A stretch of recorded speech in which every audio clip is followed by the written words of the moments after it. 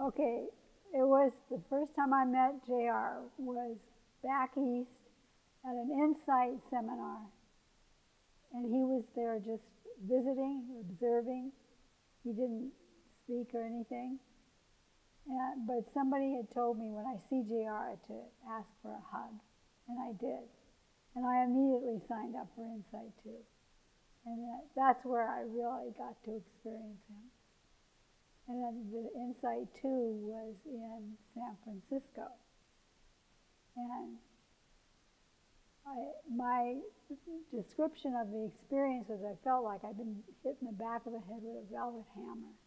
It was awesome, transformational.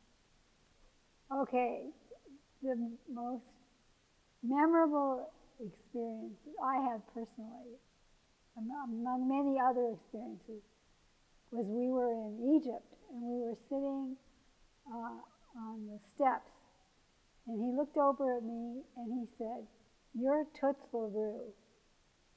And he named me that. And it brought out the zaniness. It was an example of how simple he can be in his teaching, but how profound. It was life-changing. So that's one thing.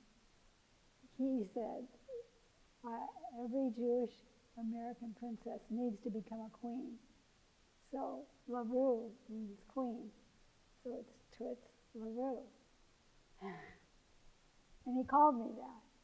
But it was very powerful experience because that was a part of my personality that I wasn't owning. And it's like he opened me up. On our way to Egypt, and I had chocolate. And nobody could figure out how I could travel with chocolate to Egypt and still have unmelted chocolate. And what I did is wherever we were, I put my suitcase in the shade.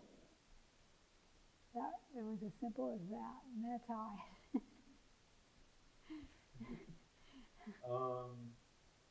I'm speechless because he was what I've been looking for all my life.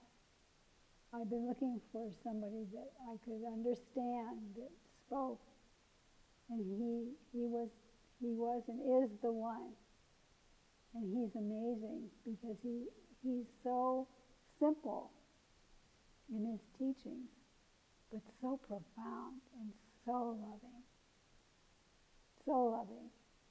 And a great role model, an example for all of us about what loving really is.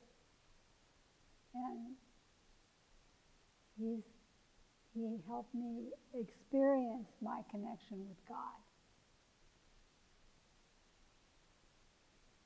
And then also a very important thing that he did, he hooked Liz Bixby and I up.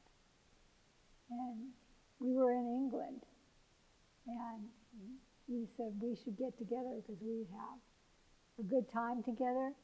And ever since then, we've been traveling all over the world. And we're kind of like the movement's Thelma and Louise.